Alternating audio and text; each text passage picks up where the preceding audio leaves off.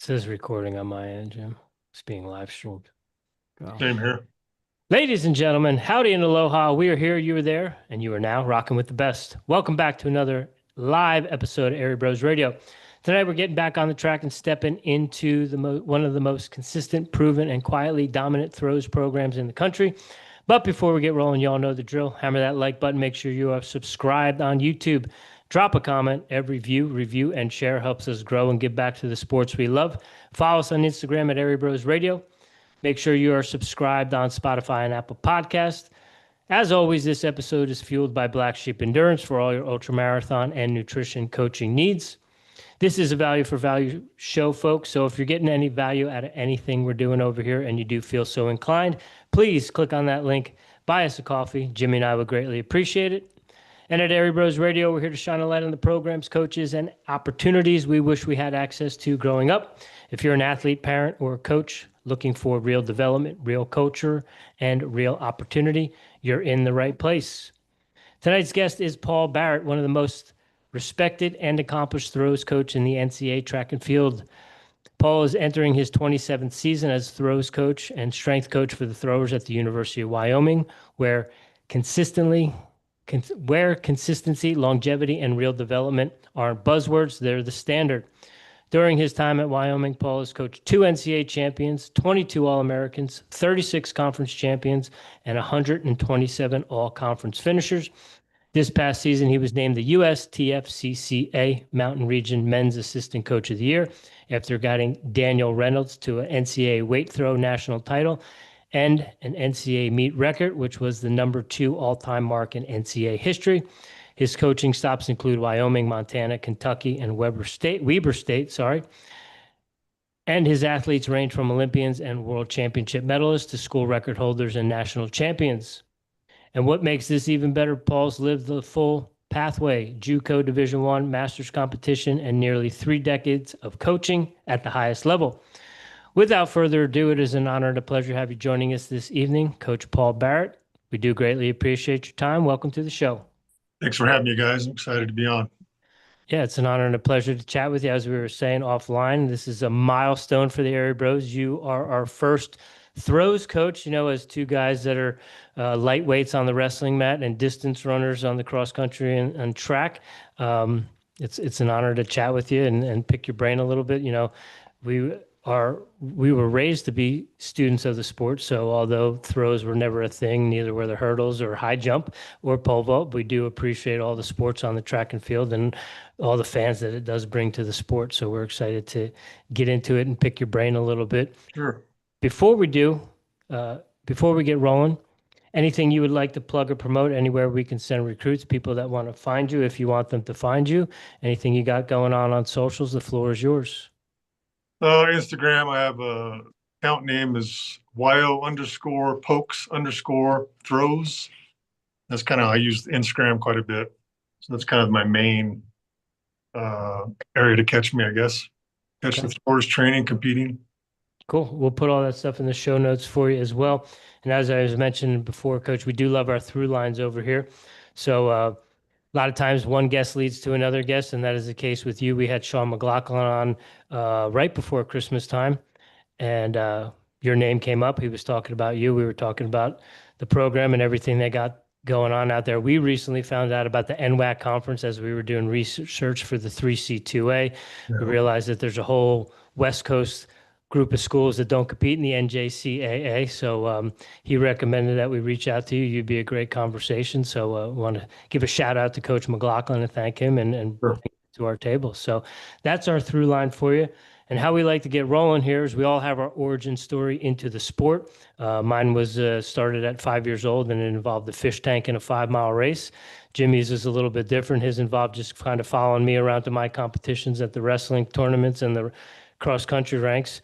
Coach, what's your origin story to the sport? Actually was into wrestling as well when I was young. AAU wrestling when I was in grade school.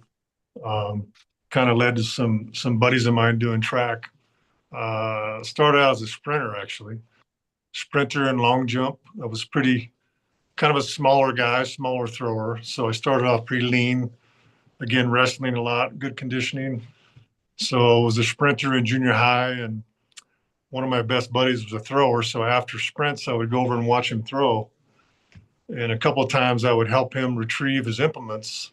So I'd go out in the sector when he would throw, and I started stand throwing them back and throwing further than him Mhm. on his full throws. So he was like, well, maybe you want to try this out. So I ended up getting in there and working with him a little bit and beating him shortly after. So I thought, well, this is a little bit easier than running 400-meter repeats. So that's kind of what started it out in junior high.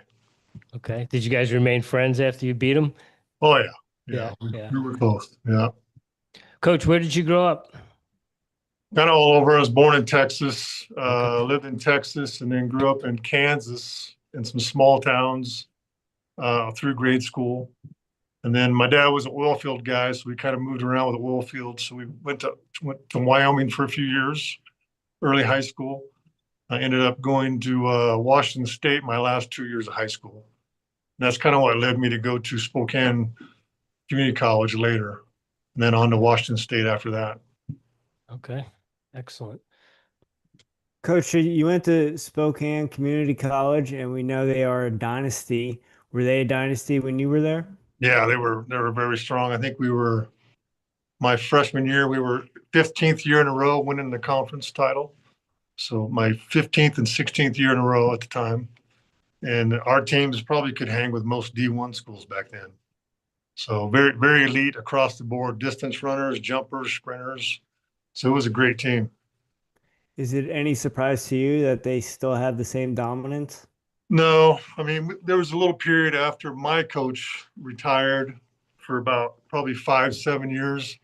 But once this group took over, they just took off, and they've been there for a long time and have been super successful. And again, I've recruited probably, I think I just signed my ninth thrower from Spokane over the years. So they've been a great tool for me. And I keep in touch with the guys. I go out every fall. They have a falls kind of a competition late fall. So I go out every fall and kind of watch the kids and recruit from there, and then bring them in on visits later.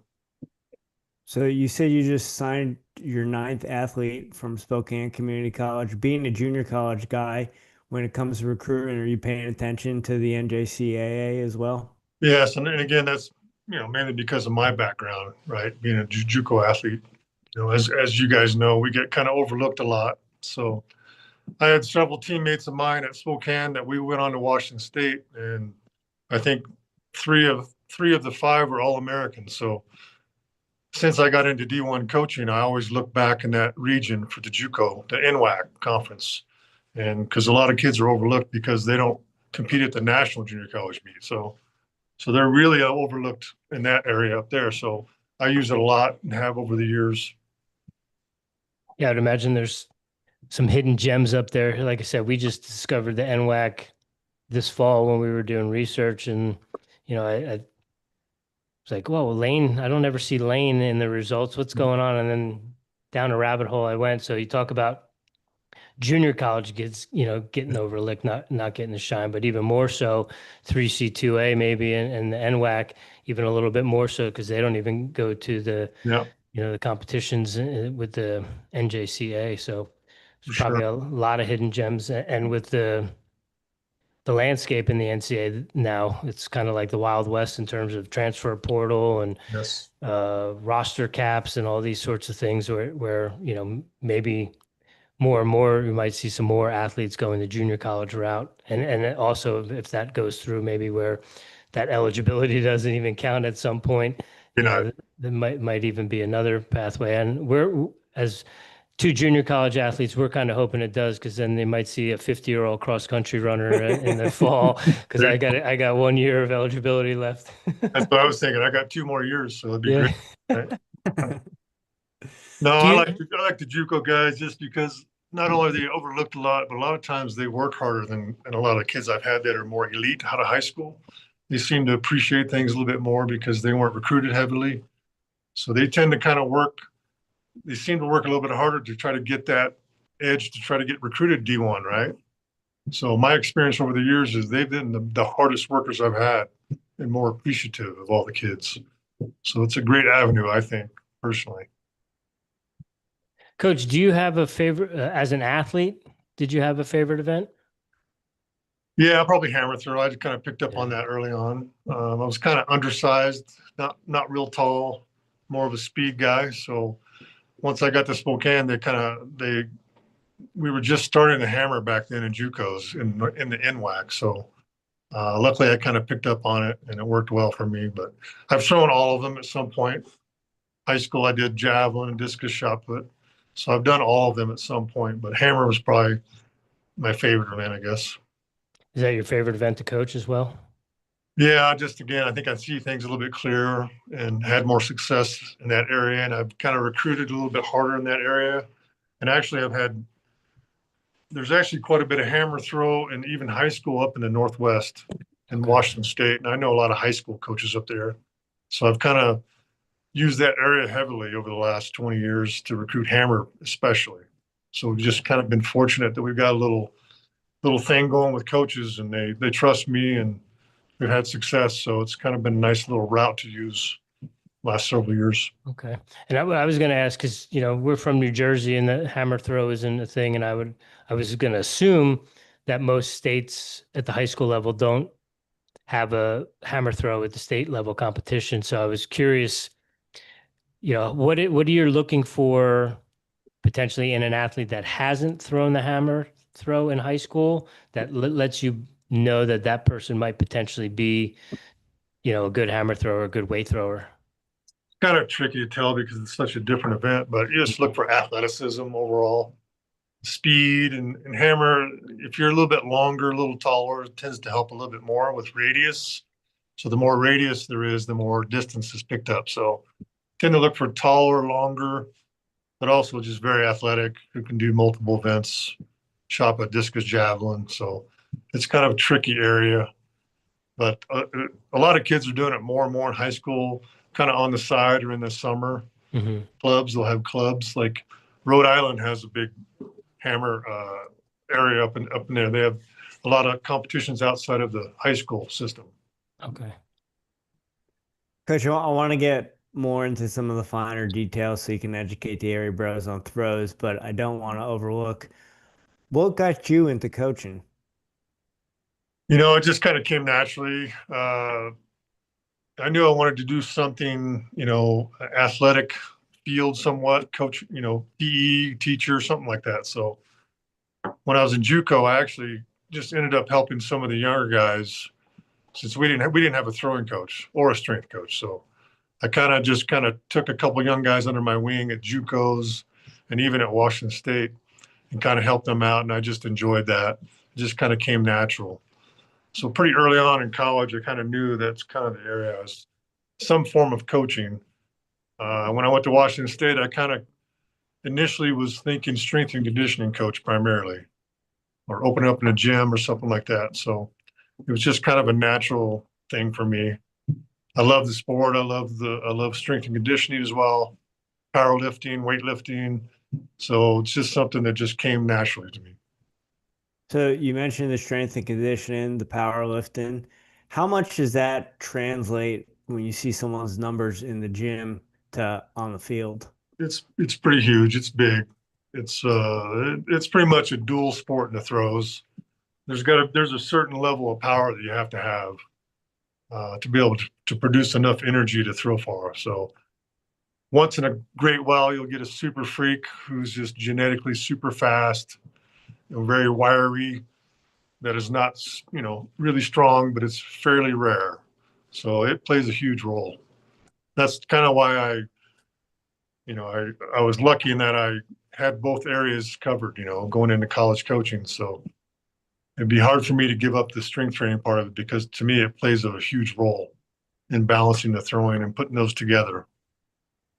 Are you focusing on your core lifts and your Olympic lifts as well? Probably Olympic lifts are the main key, um, cleans and snatches and high pulls and stuff, but also have a strong base of squats. And we use, you use your core quite a bit in the throws as well.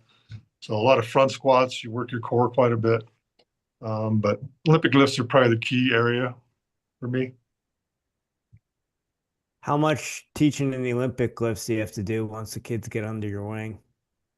luckily, a lot of them are getting into it more in high school these days. The coaching is a little bit better with YouTube. I've noticed probably the last, 12, 15 years, the kids have come in at a higher level in the strength and conditioning area because they've had some coaching in high school. So not a ton. Certainly do, some young people, but surprisingly, they've been pretty solid. Coach, did you go right from college into the coaching ranks? Pretty much. I did an internship my last semester at Washington State in the strength and conditioning field there. So I initially, again, I had an offer to be a strength coach. They were both kind of part-time positions at the time. So I kind of had an offer to be basically the assistant football strength coach at Washington State. Or this job came open and it needed a strength coach as well with the track. So with the whole track team. So it was throwing coach and strength coach for the whole track team. So for 4 years, I did the entire track team, which is a little much, but it went well though. After that, I just kind of concentrated on the throws only. Okay. And, Coach, we love talking about multi-sport athletes. You mentioned you were a wrestler growing up. I would imagine when it comes to recruiting battles, not only are you maybe recruiting against other track coaches, but you probably have to maybe deal with some football coaches in there as well, too. Is that the case? Yes. Yeah, a lot of football. For throwers most of them have a football background. Yeah. Some wrestling, some basketball, but football heavily, yeah, definitely. How do you win those battles? It's funny because I've never had some schools they'll do both. They'll do football in the fall and then track in the winter, spring. And I've never had success with that because I've helped some football coaches sign some kids initially who say they want to do both. Mm-hmm. But what happens is when they get here, they're pretty beat up. And then when they try to come and do throws, the football coaches are kind of like, you sure you want to do that? Junior over here is going to take your spot if you go throw. So they tend to not want to do it once they get in here. But so it's generally these days, they pretty much know they want to do one or the other. So I try to find out early in recruiting, because a lot of times they'll be recruited in both. Mm-hmm. And I'll have to try to figure out which one are you more interested in, football or track. And a lot of times, they may not get offered in football, or they may get like a D2 offer in football. That happens a lot. Mm-hmm. But they get, like myself, D1. So a lot of times that will pull them away from football just because they have a better offer. They can go Division I versus Division II. Okay. But I don't really have a lot of issues with that. Usually they love to throw or they love football usually. Okay. Can you speak though to the benefits of why football players should do track in the winter or in the springtime because of the athleticism that's involved and how that's going to transfer over to the football field and might save their body a little bit than just doing the same thing on the gridiron? Yeah, and luckily a lot of high school coaches do that. And that's kind of usually what gets guys into throwing because they don't have anything to do in the winter or spring. So I just think it gives you, goals to achieve and competitiveness, some other area being competitive throughout the year instead of just football, right? And again, just you gain a lot of explosive speed with the footwork, I think, in the throws. So certainly it's not going to hurt your football, just as I believe a lot of, wide receivers, running backs should do track in the spring because it usually helps their speed and their mobility and just explosiveness overall. So I think it's a huge benefit for high school to do several. I don't mind them doing wrestling. I like to see them doing multiple sports in high school when they're young. Well, I'm glad that you know football coaches that are encouraging that because most of the ones at the schools that I've worked at do not encourage it. Unfortunately. Unfortunately, yes. Coach, you're in your 27th year at the University of Wyoming. How has your coaching evolved over those 27 years? More than anything, I learn a lot from the athletes, just as I tell them, I learn as much from you as you learn from me. So just more than anything, just the experience, I guess, with different types of athletes, different levels of athletes, teaching athletes, like say the hammer throw from scratch. Because a lot of times they don't do it at all in high school. So I think just with experience, it's just kind of evolved over the years and a lot of trial and error, trying different areas, different training systems. So just more experience than anything, I believe. And any student athletes or parents listening to this podcast, what kind of athletes are you looking for your program? Just hard workers. I mean, it's again, we don't have the big name of a lot of the Power Four schools, but kind of get here and just get to work. High work ethic.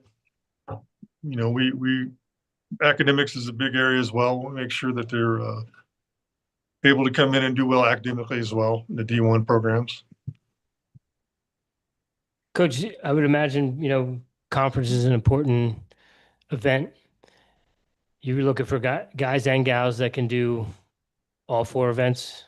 You have I would imagine maybe javelin throwers are more specialized than maybe crossover between shot put, discus, and hammer throw and weight throw. Yeah, I mean, ideally, we like to have people who can do multiple events. I rarely have someone do 3 or 4 just because it tends to take away from more of your primary event. So on average, they probably do 2 events. Like they have a main event and maybe a side event. Once in a while, I'll get someone who can do 3.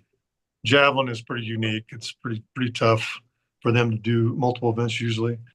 But I would say most of my guys can do at least 2 events and score at the conference meet. And that's part of recruiting. I want to make sure that ideally they can do at least 2 events to help the team for points.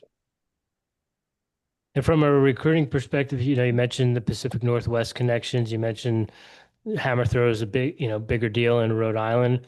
Are you spreading the umbrella wide nationally, or are you keeping more in the mountain region and the Pacific Northwest? I mean, once in a while I'll do it. I've had a couple of Texas kids, but I kind of tend to stay west. Mm-hmm. Just from my experience, I've tried a couple of East Coast kids, but once they get over here, they see how far away it is. And it seems like they're in a foreign country. So haven't had a lot of success with more East Coast or Southeast. So they tend to feel more comfortable in the mountain region and in the Northwest for whatever reason. Montana, Idaho, occasionally I'll get some kids. And there's a lot of good athletes in that area. So it tends to be a little bit easier travel and stuff. So it just seems like it works well for me personally. And with your proven track record, are you getting people reaching out to you for the recruiting process? Because we just talked to Dan Tudor last night, and we were talking about when we were going through our recruiting process, how we were a little proactive in it and reaching out to coaches, and he was talking about how that was a good thing, and he was encouraging student athletes to be a little bit more proactive in the recruiting process. You see that with your track record? Yeah, it definitely helps. The last, again, I think social media has played a big role in that. Mm-hmm. Before I was using Facebook for probably 10, 12 years, and all I got to do is just post videos and results, and then kids will just add me all the time, especially Instagram. So it's been a huge asset for me recruiting because they can just follow me and I'll just shoot them a message. So I usually do most of my recruiting through Instagram, like just through personal messages. So it's been huge, and they send me messages all the time. They're adding me, following me all the time. So it's been a major tool, and then having success over the years, fairly well known. So that makes it easier as well. So I'm getting a lot of more elite contacts than I used to in the old days. So it's getting higher level, which is nice, obviously. Coach Daniel Reynolds just had a historic season. He won a national championship. When did you know you had something special with him? Pretty funny story. I went to a competition at Air Force Academy 3 years ago for an indoor meet, and we're watching the weight throwers warm up, and I'm standing next to my head coach, and this big old hoss comes in the ring, and he gets in there and just slams out a big throw. It's pretty rough technically, but just crazy power. And I looked over at my head coach and said, "That's exactly what I'm looking for." And we kind of giggled watching him. So anyways, a few weeks later, we get an email from him. He's at a small school, a D2 school in Nebraska. And he emails me and asks about transfer. So I was pretty stoked, to say the least. So pretty wild way to meet up. So we ended up getting in the portal. And as soon as his name's in the portal, I jumped all over it because I saw just crazy potential. Very rough technically, but just crazy power and size. 6'4", probably 280, Jeez. and very, very fast too. So I was pretty stoked. So when you get someone like that, who you said a little rough technically, but is obviously a beast and can move some weight, at what point do you want to refine that, but you don't want to kind of over refine it to where he's overthinking it and he's not using all of his potential? Sure. Just basically when he came in the fall, we got outside right away and just changed some things technically. And luckily, he's a very, very good athlete. Just didn't really have great coaching, so he was able to change things instantly, like day one. And we just, you get those athletes you just click with instantly. Like he can almost sense what I'm thinking. So luckily, right away, we made some big, major technical changes, and it showed up within a couple weeks. He was making massive gains. And then the one area that made probably the hugest difference is he was pretty much overtrained there, and my training's very low volume, very high recovery. So he just made massive gains in the weight room. His throws, everything just went through the roof like instantly. So it was a pretty fun time for us. What did it mean to you in the program to bring home a national title? Obviously, that's pretty big. I had one in 1996 in the same event, but it's been 29 years. So uh, obviously, it helps recruiting big time and just kind of solidifies our kind of national recognition. So was recruiting, this is a huge deal. Just not just the throws, but the whole team in the conference in the area. So it's definitely huge. Coach, talking about Daniel being overtrained when he got there, what does a typical day in the life of a training of a thrower at Wyoming look like? We kind of know the lay of the land when it comes to the day in the life of a distance runner or wrestling, a lightweight. How does that differ for a throwing athlete? You probably don't want to hear it because it's so little compared to what you guys did. And again, I've been doing this a long time, and I know most of the pro coaches in the country, so I know their training systems. So, and mine is very, very low compared to probably anyone's out there. So basically, Daniel. I'll give you an example of Daniel. He's looking at the most an hour a day maximum, and some days 30 minutes. So, example, in the weight throw, I only throw him twice a week. Most places throw at least 4, 5 to 6 times a week. So we're looking at 2 sessions, and they're about 30 minutes maximum. So between his warm up and the throws, you're looking at 40, 45 minutes. So we throw twice a day, then I lift him twice a week. So we lift like in season right now. We lift Monday and Wednesday, and those are 30 minutes maximum, 25 minutes. Then Tuesday, Fridays is throw days. Thursday is like a kind of what we call a shakeout, like a before the meet, do a little warm up just to get the body moving a little bit, but basically rest. And then Saturdays, or most of our meets are on Friday. So he trains on Tuesday, throws, a little lift on Wednesday, short. Thursday, basically just a warm up. Friday competes. Saturday, Sunday, full rest because this thing beats the crap out of your body too. It's 35 pounds. So you're looking at total training time is probably 3.5 hours. Wow. Because the recovery is what people don't understand is you got to have massive recovery from both the lifting and the throwing. Yeah. So when I'm telling coaches at NCAA meet, the training system I'm using, they're just cannot believe it. They're like, what? I'm like, that's why he made the gains he did. Because he was overtraining massively. And from a weightlifting perspective on, you said Monday and Wednesday, right? Yeah, during indoors, yes. Yeah. So are you doing like a more standard like Olympic program where they're doing, the snatch and the clean and jerk in the same day? What I do in season, it's example, Daniel Reynolds. He does hang cleans and front squats on Monday. And Wednesday we do close grip bench, and that's it. So we do some other things in the fall. We lift more. We do 3 days a week, and I'll do like high pulls and shrugs and snatches and some core work, plate twists, stuff like that. Some jumps occasionally, but in season it's mainly keeping his clean pretty solid, and I do some fast front squats just to maintain his strength but not beat him up. but enough to maintain, but very low volume. And then I do some close grip bench just to kind of keep his overall body strong, but not a lot of volume, just quick explosive stuff. So we kind of get into the throws. And with him, I throw heavier implements quite a bit, like very heavy, because he can handle it. And we use that as specific strength as well. Okay.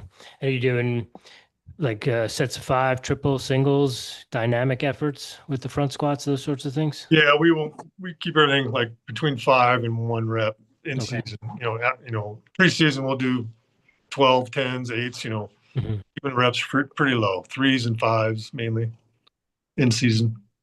And for a guy at 6'4", 280, what is he front squatting for a max rep?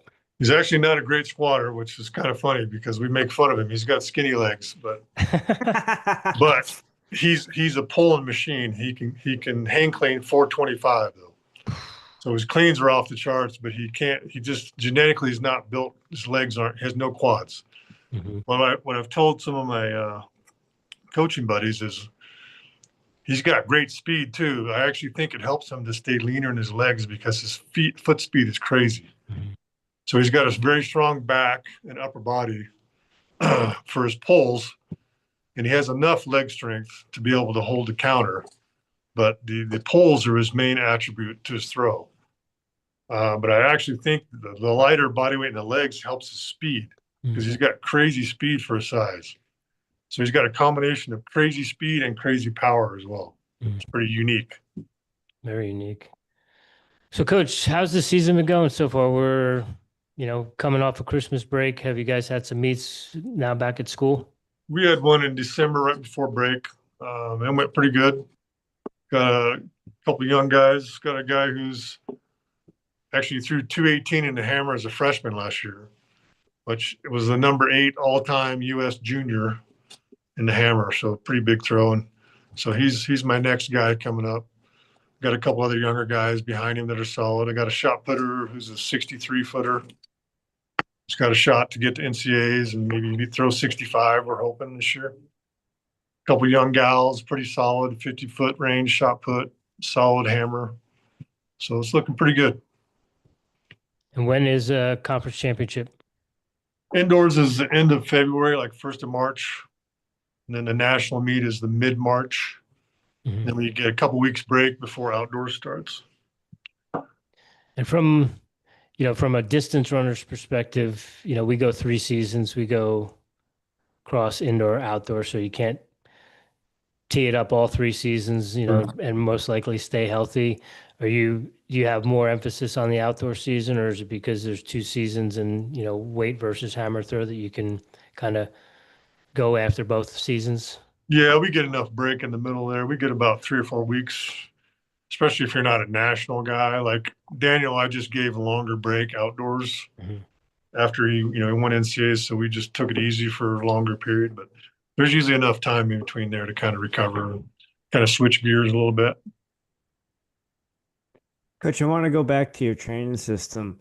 Mentioning the lower volume during in season, is that something that you developed over time, or is that something you just kind of knew?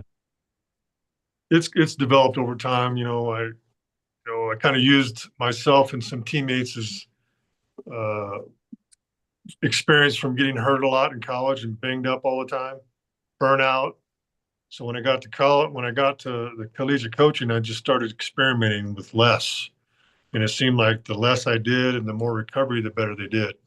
And injuries kind of went away. And so the young guys were kind of guinea pigs, obviously, but just a lot of trial and error early on. And I just found that with more quality training versus quantity, plus it kind of helped their motivation. They were a little bit fresher, so they had more fun, weren't as fried, beat up. Kind of helps academics because they're not spending all this time over here. Like football will spend 4 or 5 hours a day in the building over here. So just over time, just kind of developed some different training than normal, I guess. Rich, took us a couple years to realize less is more, didn't it? Yeah. Sometimes I still have to remind myself. It's that conditioning sport, it's kind of not easy to get that thinking, I guess. Yeah, no Yeah. doubt. Coach, for any high school throwers that are listening to this, if you could give one piece of advice to a high school throws athlete, something they might be missing or something that you see come across the board all the time, what would that be? Instagram page. They need to put their more information. They have very little information. They need to put exactly their high school name. Sometimes they'll just say SHHS or something. I'm like, well, where's that? They don't have where they're from. So high school name, um, NCAA ID number, PRs, exact PRs, even your height and weight, your strength, your clean, your squat, your bench. Because coaches are going to look at that first thing. And if you just got a page and you've got nothing on there, you don't have videos of you throwing. They got to have videos of training and competing. And even lifting is huge. If they have some lifting videos, when I see guys that have that, I know that they're really fully invested. And those are the first guys that I go after when they have videos of training and all their information up top. So big, that's a big huge, because again, most coaches are using this route. And it's just getting stronger in the social media area.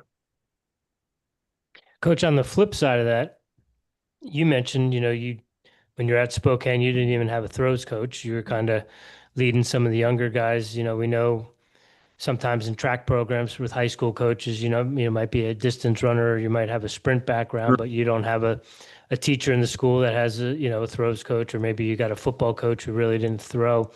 What advice do you have for high school track coaches who maybe don't have a background in throwing, but are kind of thrust into building a team and have to learn how to Sure. coach the throws? Where would you point, what directions would you point them in? I've had several former athletes, track athletes, who go out and coach later, right? YouTube. YouTube has everything you can imagine. Mm-hmm. It has from very basic fundamentals to drills. You got to get on YouTube, and a lot of them will just contact me, and I'll find videos for them. There's so much stuff on there, and I think that's why, like the throwing events, have made a big jump the last 15 years, and it's because of YouTube. There's no doubt about it. So coaches are getting better in high school because of that. So that'd be my main. Also there's clinics in the summer. If you can go to do clinics, they're for high school coaches as well, not just athletes. So Mm-hmm. you got clinics in the area for good solid throws programs. Try to get a clinic in. Definitely helps. Gotcha. Coach, I know Rich spoke about this a little. I don't know if we were online yet, but he had mentioned when he was at Monmouth, it was one big team. Obviously, the throwers and the distance runners and the sprinters do their own thing, but they would come together to win the meets as a team. What's that culture like at the University of Wyoming? It's pretty similar. I mean, it's tough in the fall because everyone's in their own area. You got distance runners out up in the mountains, jumpers in a different area. So it's kind of tough in the fall. But once we get in season, we start traveling. That's when we get to know each other. So it's pretty tight, pretty tight knit group. It's a small campus. We only have 10,000 students. The town is 30,000 people, and that's including students. So it's pretty small. It's a college town. So it's pretty tight knit. People very friendly, and kind of a family culture here. So again, even when I was in college, some of my best friends were the distance guys. Mm-hmm. We just kind of gravitated towards each other. I think it's because it's such different training and stuff. So it works out. Usually they're pretty tight knit groups. You spoke about the campus being smaller and the town being smaller. As far as the University of Wyoming, when it comes to academics, is there any majors that it's known for? Do you have a cluster of majors of the guys that you coach? Yeah, engineering is big here. Engineering and agricultural being in Wyoming, obviously ag's pretty strong. A lot of education as well. My guys are all over the place. I mean, we've had quite a few engineers. It's a really good engineering program. It's probably what brings people from the furthest away. Coach, how do you get guys that are that smart to balance everything? I know engineering is a tough major. Obviously, taking that into consideration with your training protocols, but um, are the guys and gals good at balancing all that stuff? Yeah, we've been pretty good. I mean, like I think last year our men were like 3.4 GPA and women were like 3.5. Again, a big selling point for me with mom and dad is I explained to them how much time that they need, which is basically on average an hour a day. So parents like to see that because they have plenty of time for academics. We have a really great academic program just for athletics. Really nice facilities here. So we have people in charge of just track and field who are academic counselors. Give them free tutors, areas to studies, computers, computer labs. So they have everything they need. And again, I think the major point is the high recovery where they're not beat up and Mm. spending 3 or 4 hours a day over here. So when you're spending an hour or less a day, high recovery, it helps your academics without a doubt. Now, do you have to have some conversations because of that 1 hour a day and making sure that they stay on task and not using that extra time for For sure. other extracurriculars? Yes, like any college, for Yeah. sure, without a doubt. But Yeah. luckily, most of my guys are pretty dedicated and they know kind of better than to go on that route too much. Hmm. Coach, is there anything about the University of Wyoming track and field that we haven't covered that you want our audience to know? The main aspect is people, kind of think we're in the middle of nowhere, little hick country town. We actually have amazing facilities.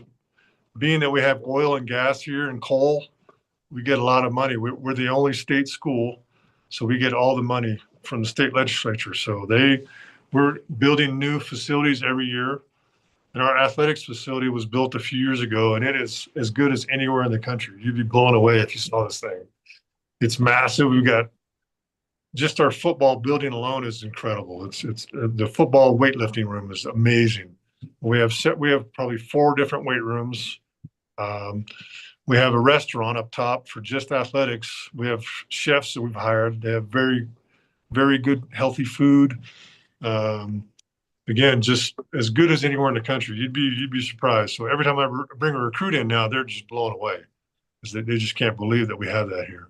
So we get a lot of state support that helps a lot financially. Coach, we spent a full year in Leadville, Colorado, so we know what a proper winter is like For sure. with 7 months of snow. I think the one year in October 1st, I think it started snowing the tail end of the year that we were there. How harsh you mentioned offline, I think before we got on that you guys hadn't had snow yet and it was 50 degrees this week, but on average, what are the winters like? Again, not as bad as you think. Yeah. We're kind of down in the valley and we're surrounded by mountain ranges. We are the highest Division I school in the country. It's Mhm. 7220. But we don't really get much snow down in the valley. It's more on the outside. So it's really, I think it's fairly warm too because it's so dry here. You guys Mhm. know the dryness. So we don't have that humidity. So like, I've been in Nebraska and Iowa in the winter and it is so much colder there than here Yep. because of the humidity. So it's really not that bad. One thing I will say is in the spring we get some kind of weird, and you guys know that. In April we'll get a snowstorm out of nowhere, and Oh yeah. the wind blowing. And we get some wind here in the spring. It gets a little rough at times, but I have an indoor throwing facility where I can throw hammer and discus into nets if it's bad out.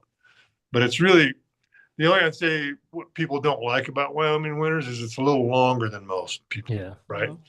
But it's not really that much snow, and I don't think it's that cold. It's just a little bit longer because you'll get these weird snowstorms in March and April occasionally, not like all the time. So you'll get that hint of spring in March. We'll have a couple of good warm weeks. Hmm. You'll think winter's over, and then all of a sudden we'll get snow for a few days. So that's probably the hardest part of the winter here is it doesn't consistently warm up until May, June. Hmm.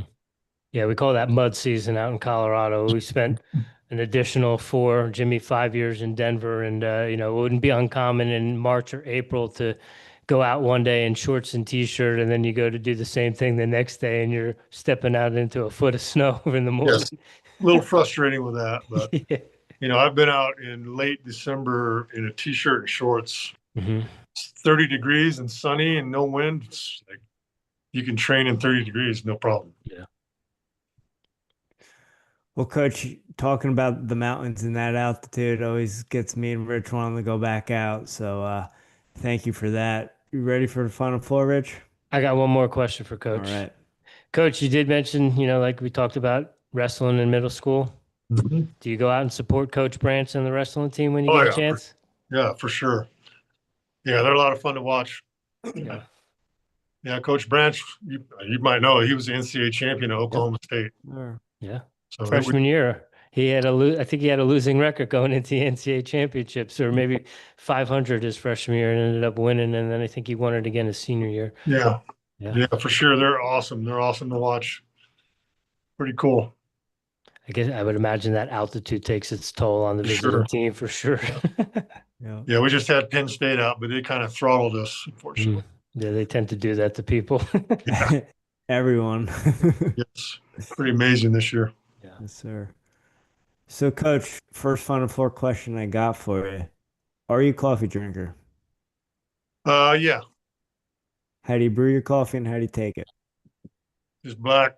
Yeah, I put a little, actually been putting a little bit of maple syrup, real maple syrup from the Northeast in there a little bit. So I've gotten soft a little bit, I guess. Just some cheap brand, nothing fancy. Just want it strong and stiff, right? That's right. Yep. Cowboy coffee. Got to wake up. I'm getting old, right? Yeah. Coach, do you have any daily practices or rituals you do on a regular basis to show up as the strongest version of Paul Barrett? Say that again. I'm sorry. Do you have any daily practices or rituals you do on a regular basis to show up as the strongest version of yourself? Nothing I can really think of, anything major. Okay. Try to be positive, excited, be excited for the day. Coach, what are you listening to right now? Most Podcast? Oh, probably sorry. you start talking about music or Music, podcasts, audiobooks. Are you reading anything? I do a lot of YouTube stuff, but mainly just country music all the time. The guys kind of give me a hard time. I have a little fishing radio I take out to practice. I've usually got country music playing, so a lot of times I got to kind of get them accustomed to that. You going old school country? Both newer Yeah. and old school. Yeah, it's Okay. kind of a mix. Okay. All right. Do you have a favorite? Uh, White Yoakum, Okay. Right on. the Cool. older stuff. Yeah. Coach, last one we got for you to close out. It's a lighthearted one. Maybe it's a unique food item out there in Wyoming. Maybe it's a beverage. Maybe you mentioned your fishing radio. Maybe you're a fisherman. Do you have a guilty pleasure? Uh, Probably a couple cold Miller Lights, especially in the winter when it's cold. Okay. Pull them right out of the snow. There you go. You When I'm out fishing a little bit, we have some little lakes outside town. Have a couple cool ones when I'm fishing. fly fishing or just No, just some little lakes, little yeah. trout fishing. Nothing Okay. crazy. Catch and release Most of the time, yeah. most of the time? They're usually Okay. pretty small out here in the summer. You got rainbow, brown trout? What do you got? Both, maybe Both? rainbow. Yeah. Cool. Not a whole lot of variety up here. You do any hunting? I don't just because the Busy. fall I'm super busy, so Yeah. I try to steal some buddies' meat when I get some. But certainly would like to. But there's a lot around here though. Okay. Where's the best place to get a steak in around the University of Wyoming? We got a rib chop house, pretty new. That's got really good rib eyes. Okay. I take my recruits over there and make sure they get a fat rib eye. Jim? Deal breaker. Ribeyes, Yep. Division One wrestling, Division One cross country and track and field, 7,000 plus feet. Come on out, guys. We'll get you. Mild winners. I'm in.